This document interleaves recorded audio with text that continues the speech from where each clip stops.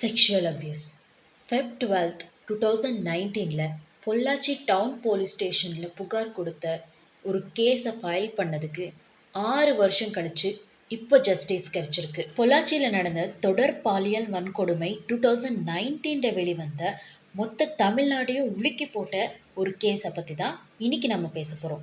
Welcome to our channel. This is Diya. Kovai மகளிர் court அதிரடியான தீர்ப்பு கொடுத்துருக்குது. பொள்ளாச்சி டவுன் போலீஸ் ஸ்டேஷனில் 2019 February 12 அன்னைக்கு ஒரு பொண்ணு கம்ப்ளைண்ட் பண்ணியிருக்காங்க. அவங்களுக்கு நடந்த செக்ஷுவல் அப்யூஸை பற்றி கம்ப்ளைண்ட் பண்ண போயிருக்காங்க. அதை பற்றி தெரிஞ்சுக்க போகிறப்ப தான் அதில் 9 பேர் சம்மந்தப்பட்டிருக்காங்க. அவங்க சுமார் 20 பெண்களுக்கு மேலே கொடுமைப்படுத்தியிருக்கிறதா வெளிவருது. இந்த கேஸ் வெளிவந்து 6 வருஷத்துக்கு ஆனதுக்கு அப்புறம் இன்னைக்கு தான் ஜட்ஜ்மெண்ட் கொடுத்துருக்காங்க. இந்த ஜட்ஜ்மெண்ட் எப்படி கொடுத்துருக்காங்கன்னா, 1500 பக்கங்களில் சிபிஐ குற்றப்பத்திரிகை தாக்கல் படுத்தியிருக்காங்க. சாட்சிகளிடம் 236 கேள்விகள் கேட்கப்பட்டிருக்குது.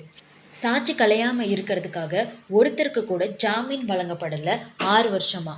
கிரிமினல் கான்ஸ்பிரசி அப்படிங்கிற பேரில் ஒரு நபர் ஒரு தப்பு பண்ணியிருந்தாலும், இன்னொரு நபர் 2 தப்பு பண்ணியிருந்தாலும், இன்னொரு நபர் 3 தப்பு பண்ணியிருந்தாலும் எல்லாருமே ஒரு கவுண்ட்லேயே வர மாதிரி கிரிமினல் கான்ஸ்பிரசி செக்ஷன் 120B அப்படிங்கிற அண்டரில் வந்துடும். அப்படின்னா ஒருத்தர் ஒரு தப்புக்கு இன்க்ளூட் ஆகிருக்கலாம், ஒரு பொண்ணு விஷயத்தில் இன்க்ளூட் ஆகிருக்கலாம், இன்னொருத்தவங்க 2 பெண்ணுங்கள் விஷயத்தில் இன்க்ளூட் ஆகிருக்கலாம், இன்னொருத்தங்க 3 விஷயத்தில் இன்க்ளூட் ஆகிருக்கலாம். அப்படி இன்க்ளூட் ஆனாலும் அவங்க எல்லாருமே ஒரே ஒரு குரூப்பில் அண்டர் ஆயிடுவாங்க. சில பெண்களை கிட்னாப் பண்ணியிருக்காங்க, ஒரு நாள் ஃபுல்லாக வச்சு டார்ச்சர் பண்ணியிருக்காங்க, தப்பாக வீடியோ எடுத்திருக்காங்க, செக்ஷுவல் அப்யூஸ் பண்ணியிருக்காங்க, பிளாக்மெயில் பண்ணியிருக்காங்க, கேங் ரேப் பண்ணியிருக்காங்க, ரிப்பீட்டடாக சில பெண்களை யூஸ் பண்ணியிருக்காங்க. இந்த 9 பேருமே சில விஷயத்தில் இன்க்ளூட் ஆகிருக்காங்க, சில விஷயத்தில் ஆகலை.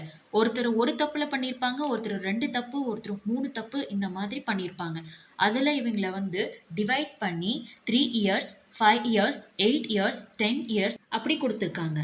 நிர்பயா கேஸுக்கு அப்புறம் 376B அப்படிங்கிற செக்ஷனில் நாட் லெஃப்ட் தென் 20 years 20 வருஷத்துக்கு கம்மியாக இவங்களை வெளியே விடக்கூடாது அப்படிங்கிற செக்ஷனை கொண்டு வந்திருக்காங்க.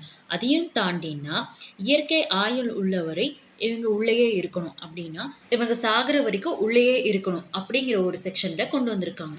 இவங்க நல் நடத்தையை முன்னிட்டு இவங்களை 16 வருஷத்துலேயோ 15 வருஷத்துலேயோ வெளியே விடுறது, இந்த மாதிரி எந்த ஒரு இதுக்குமே இவங்களை வெளியே விட மாட்டாங்க. இவங்க லைஃப் லாங் சாக வரைக்கும் உள்ளேயே இருப்பாங்க. பரோலில் மட்டும் கவர்மெண்ட் பர்மிஷன் இருந்துச்சுன்னா இவங்கள வெளியே விடுவாங்க. அந்த மாதிரி ஒரு செக்ஷனில் தான் ஜட்ஜ்மெண்ட் கொடுத்துருக்காங்க. பாதிக்கப்பட்ட பெண்களுக்கு 85 lakhs 357 ACRPC பிரகாரம் இழப்பீடு கொடுத்துருக்காங்க. அது போக குற்றவாளிகளுக்கு தனித்தனியாக ஃபைன் மட்டும் தண்டனையும் கொடுத்துருக்காங்க. இதுக்கும் இழப்பீடுக்கும் எந்த சம்மந்தமும் கிடையாது. மறுபடியும் இந்த மாதிரி ஒரு தப்பை யாருமே செய்யக்கூடாதுங்கிறதுக்காக இந்த மாதிரி ஒரு தண்டனையை கொடுத்துருக்கிறதா சொல்லியிருக்காங்க.